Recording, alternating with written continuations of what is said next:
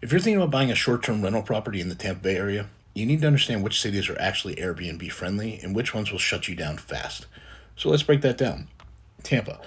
Parts of Tampa, like Seminole Heights, Hyde Park, and Channelside, are fairly Airbnb friendly if the property is zoned correctly and if you register it with the city. You'll need a business license and you have to follow occupancy and parking rules, but many hosts operate successfully here. But be careful.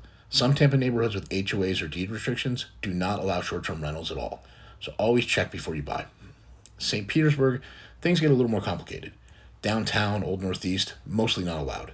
But you head towards parts of South St. Pete, Gulfport adjacent zones, or parts of Kenwood and Jungle Prada, you'll find properties zoned for short term rental.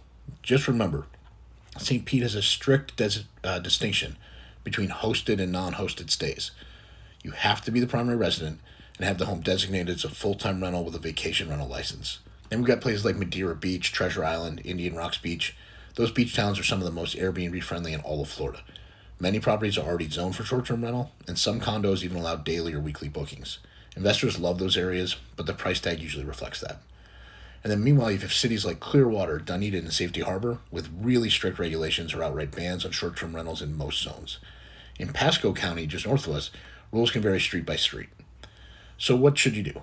Always check the local zoning and licensing requirements. You need to avoid surprises. Don't assume it's legal just because the seller said, oh, it used to be on Airbnb. And if you're looking for the most promising Airbnb locations in Tampa Bay with the fewest headaches, focus on beach towns with short term rental zoning, certain Tampa neighborhoods, and investor friendly enclaves with St. Pete. The landscape changes really fast, so if you're even thinking about buying a property to rent on Airbnb or VRBO, make sure you get the right guidance early.